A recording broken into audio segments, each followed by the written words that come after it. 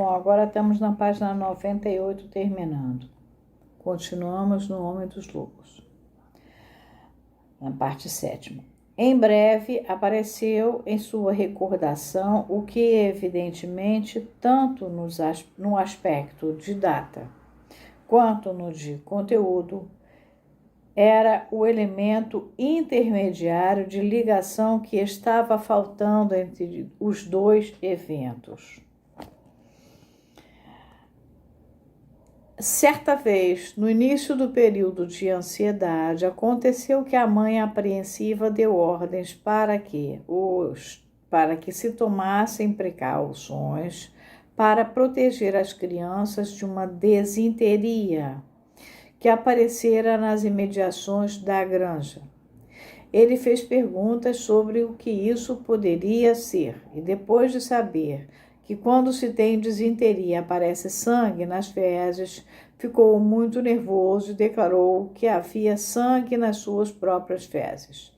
Estava com medo de morrer de desinteria, mas deixou-se convencer por um exame que se tinha enganado e que não havia necessidade de assustar-se.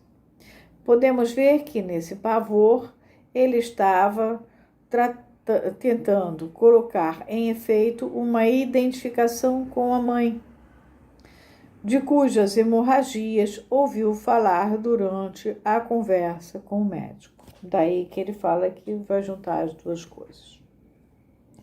Na sua última tentativa de identificação, quando estava com 4 anos e meio, desistira de qualquer menção ao sangue, mas não compreendia a si mesmo, pois imaginava que estava com vergonha e não tinha consciência de que estava sendo sacudido por um pavor da morte, embora isso fosse inequivocamente revelado pelo seu lamento.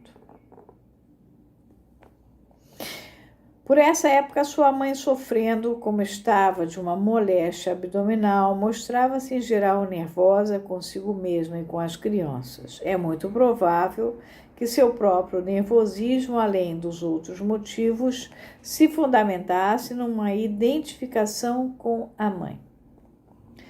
Qual pode ter sido o significado dessa identificação com sua mãe? Vocês lembram que é da mesma período. O investimento é com o objeto amoroso, a identificação é com o objeto que você rejeita, tá? A Freud vai falar isso neste mesmo período em algum outro texto. Então, aqui a gente tem uma questão de rejeição com a mãe também. Entre o uso imprudente que fez de sua incontinência quando tinha 3 anos e meio e o horror com que a considerou aos 4 anos e meio, está o sonho com o qual se iniciou o seu período de ansiedade, o sonho que lhe deu uma compreensão preterida da cena que testemunhara com 1 ano e meio da página 62 e uma explicação do papel desempenhado pela mulher no ato sexual. É apenas outro passo para ligar a mudança de sua atitude em relação à defecação com essa mesma grande revulsão. Disenteria era evidentemente o nome que ele dava à doença da qual ouvira a mãe lamentar-se e com a qual era impossível continuar a viver. Não considerava a enfermidade da mãe como sendo abdominal, mas sim intestinal. Sob a influência da cena primária, chegou à conclusão de que a mãe ficara doente por causa daquilo que o pai lhe fizera. Uma conclusão que provavelmente não estava longe da verdade. E seu medo de ter sangue nas fezes, de estar doente como a mãe, era a sua recusa a identificar-se com ela nessa cena sexual, a mesma recusa com a qual o despertou do sonho. Mas o medo era também uma prova de que, na sua elaboração posterior da cena primária, colocara-se no lugar da mãe e invejara-lhe essa relação com o pai. O órgão pelo qual sua identificação com as mulheres sua atitude homossexual passiva para com os homens estava apta a expressar-se, era a zona anal. Os distúrbios na função dessa zona haviam adquirido o significado de impulsos femininos de ternura, preservados também no curso de sua enfermidade posterior. Repara que aí a gente tem aspectos da fase anal, aspectos da questão da identificação e do investimento, e aspectos da homossexualidade mesmo dele, que vai aparecer como o traço dele. Isso está tudo junto, isso vai ser separado aos poucos. E aspectos do que é da neurose obsessiva e do que é simplesmente da fase anal.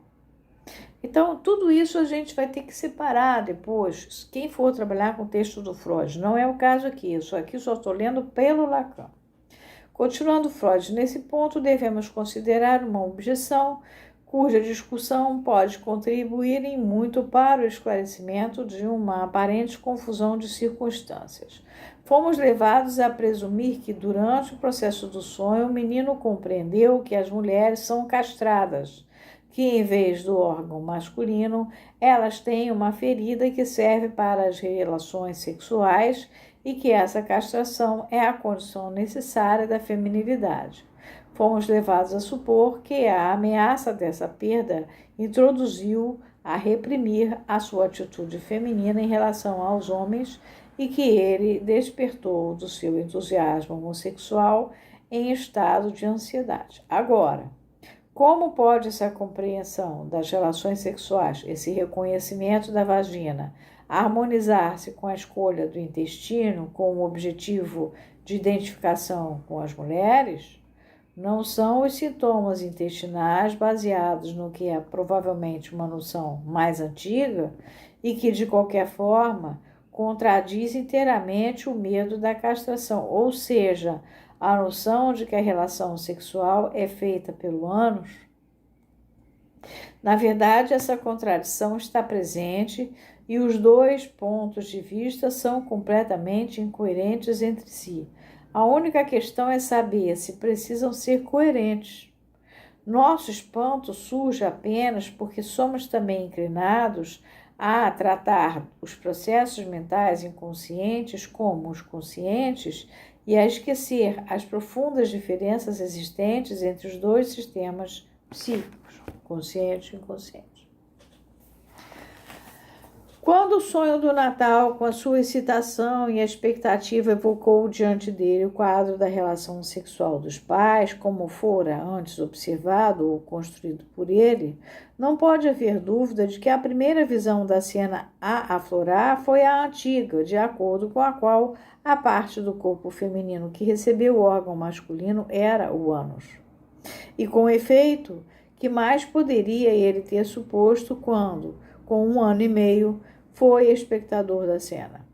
Mas deu-se então o novo evento, que ocorreu quando tinha 4 anos de idade, que havia aprendido, entretanto, as alusões que ouvira à castração, despertaram e lançaram uma dúvida sobre a teoria cloacal. Fizeram-no perceber a diferença entre os sexos e o papel sexual desempenhado pela mulher. Nessa contingência, ele comportou-se como, em geral, as crianças se comportam quando lhes é fornecido um detalhe de informação não desejado, quer seja sexual ou de qualquer outra espécie. Rejeitou o que era novo, no nosso caso, de motivos ligados com seu medo da castração, e agarrou-se rapidamente ao que era velho.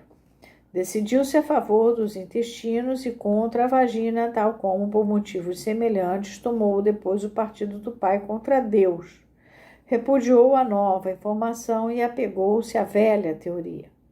Essa última deve ter-lhe proporcionado material para sua identificação com as mulheres, que surgiu depois com um pavor da morte em relação com os intestinos, bem como para os seus primeiros escrúpulos religiosos quanto às questões de saber se Cristo havia tido um trazer e assim por diante. Não é que sua nova compreensão ficasse sem efeito, muito pelo contrário, desenvolveu um efeito extraordinariamente poderoso, pois tornou-se um motivo para manter todo o processo do sonho sobre repressão, recalque, tá?